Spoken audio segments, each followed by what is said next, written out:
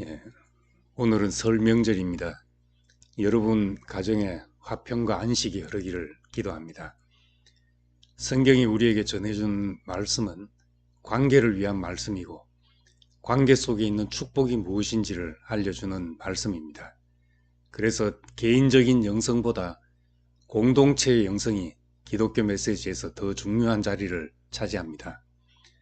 십자가의 가르침은 사람이 함께 살기 위해 꼭 필요한 말씀입니다.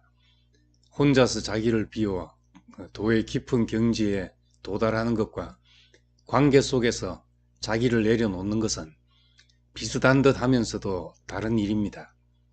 십자가의 말씀은 하나님과 사람의 온전한 관계를 이루게 할 뿐 아니라 사람이 누구와 더불어서라도 화평을 누리고 온전한 연합을 이루도록 하는 것입니다. 구약에서 하나님이 사람에게 붙인 가장 좋은 수식어는 그 사람이 하나님과 동행하였다는 표현이었습니다. 그런데 신약에 와서 동행이라는 표현을 더 이상 쓰지 않고 하나님과 하나 되었다 또는 연합이라는 말을 썼습니다. 동행에서 연합이라는 더 깊은 관계 안에서 축복을 누리게 되었다는 것입니다. 요한복음 17장에 예수님은 내가 아버지와 하나인 것처럼 그들도 하나 되게 해 주십시오 라고 하나님과 자신이 하나인 그 관계처럼 제자들도 하나가 되게 해 주시기를 기도하셨습니다. 예수님은 하나님과 자신의 하나됨 안으로 우리의 모든 관계를 회복시키려 하셨습니다. 하나님과 그 아들 예수는 어떤 관계인가? 나의 것은 모두 아버지의 것이고 아버지의 것은 모두 나의 것입니다 라고 하셨습니다. 이것은 연합 안에 있는 사람이 누리는 축복이고 삶의 모든 축복을 여는 열쇠와 같은 말씀입니다. 하나님은 사람을 자신의 형상으로 지으셔서 사람을 통해 자신의 생명과 성품을 나타내려 하셨습니다. 또한 우리를 자신의 자녀로 부르셔서 생명과 경건에 속한 모든 것을 우리에게 상속하려 하셨습니다. 그것은 예수님의 말씀처럼 아버지의 것이 다 내 것이고 내 것이 다 아버지의 것입니다 하는 관계를 통해서 우리에게 이루어집니다. 하나님은 사람을 불완전하게 지은 것이 아니라 혼자서 완전할 수 없게 지으셨습니다. 둘이 연합하여 완전하도록 지으신 것입니다. 독불장군으로 살아가도록 만드신 것이 아니라 하나님과 관계 안에 살게 함으로써 우리 인생의 모든 필요를 채워주려 하셨습니다. 우리의 필요를 채워주시지만 혼자서 갖도록 주신 것이 아니고 연합을 통해서 함께 누리도록 주셨습니다. 성경의 시작은 하나님과 사람의 연합 이야기입니다. 이것을 아담과 하와가 한 몸을 이루는 것으로 묘사했습니다. 남자와 여자의 이야기지만 하나님과 사람의 관계를 말하려 한 것입니다.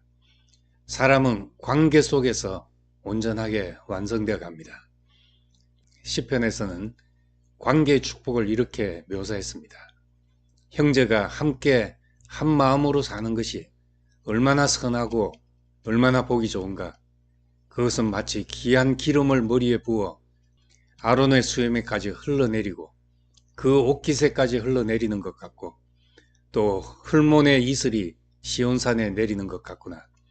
거기서 여호와께서 복을 내리셨으니 바로 영원한 생명이로다. 사람이 살 수 있는 최고의 질의 삶이 바로 영원한 생명이라는 말입니다. 삶의 질은 관계의 질에 달려 있습니다. 하나님과 사람의 복된 관계가 영생입니다. 그래서 사랑, 기쁨, 화평, 자비, 선함, 신실함 등 하나님이 우리에게 주시는 모든 축복이 다 관계를 통해서 나타납니다. 이것은 혼자서 가지고 누리는 것이 아니라 관계 안에서 발생하여 누리게 되는 것들입니다. 예수님의 죽음도 깊이 생각해 보면 하나님과 올바른 관계를 위해서 죽으신 것입니다. 이 올바른 관계가 우리에게 구원이 됐습니다. 로마서 3장 21절에 하나님의 의가 나오는데 이것을 공동 번역에서는 하나님께서 인간을 당신과 올바른 관계에 놓아주시는 길이라고 번역했습니다. 하나님 앞에서 의롭다는 것은 하나님과 올바른 관계에 있다는 것입니다. 그러니까 죄는 하나님과 사람의 잘못된 관계를 말하고 구원은 올바른 관계로 회복되는 것을 말합니다. 제자들은 예수님의 삶과 죽음이 레위기에 제사 드려지는 제물의 실제임을 알게 되었습니다. 예수님의 죽음을 보고 자기 뜻이 없이 제물로 받으시는 분의 뜻대로 살은 살대로 내장은 내장대로 불살라지는 제물을 연상하게 된 것입니다. 제사의 제물은 모든 관계를 여는 비밀을 우리에게 계시합니다. 하나님과 사람, 사람과 사람의 무너진 관계가 회복되자면 그것은 제물이 되는 길밖에 없습니다. 자기 뜻이 없어야 한다는 것입니다. 이것은 죽음의 상징인 피를 가지고 지성소로 들어가는 것과 같습니다. 하나님과 사람의 관계가 사람이 제물됨으로써 풀리듯이 사람과 사람의 관계도 제물됨이 열쇠입니다. 성전의 제사에서 제물을 드릴 때 드리는 사람은 제물의 머리에 손을 얹습니다. 그것은 그 제물과 드리는 사람을 동일시한다는 표시입니다. 제물이 드려지듯이 하나님 앞에 내가 드려진다는 것을 그렇게 나타내었습니다. 그 제물이 자기 자신이어야 한다는 것을 모르면 구약의 사람들처럼 헛되이 해마다 양을 잡아 드리는 일을 되풀이할 수밖에 없습니다. 구약에서는 제물을 드리는 사람이 제물과 함께 죽은 것으로 생각했지만 이제 우리는 예수와 함께 죽었다고 고백합니다.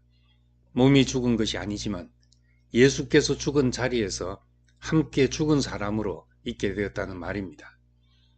바울의 해석으로 말하자면 죄에 대해서 그리고 세상에 대해서 우리는 십자가에 못 박혔습니다. 그리고 그의 다시 사심처럼 하나님에 대하여 살아있는 사람이 된 것입니다. 성경에서 살아있다고 하는 것은 하나님과 올바른 관계에 놓인 것을 말합니다.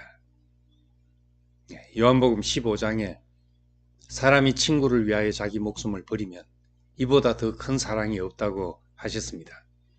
목숨을 버린다는 말은 혼 목숨을 내려놓는다는 말입니다. 자기 뜻과 생각, 계획과 방법, 이것을 내려놓는 것이 혼의 죽음입니다. 내 뜻을 내려놓는 것이 나와 관계를 맺는 다른 사람에게 할 수 있는 가장 큰 사랑이라는 말씀입니다. 자기 뜻을 내려놓으면 풀리지 않을 관계가 없습니다. 십자가에 달린 예수의 죽음을 통해 교회가 시작되었습니다. 관계에 막힌 담이 흘리고 원수된 것이 소멸되고 유대인과 이방인이 하나 되는 교회를 경험하게 되었습니다. 몸은 하나인데 많은 지체가 있고 몸의 지체는 많지만 한 몸인 그런 관계를 경험하게 되었습니다. 십자가의 말씀을 통해 최종적 사회인 새 예루살렘의 이상도 열리게 되었습니다.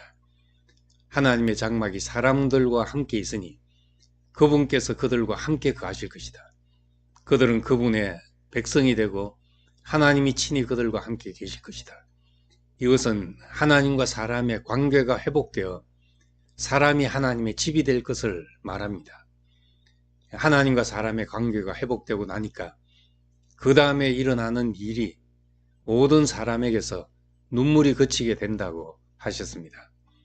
그들의 눈에서 모든 눈물을 닦아주실 것이며 더 이상 죽음이 없고 다시는 슬픔이나 우는 것이나 아픈 것이 없을 것이다. 이는 처음 것들이 지나갔기 때문이다. 또한 계시록은 사람과 사람의 관계의 이상도 보여줍니다.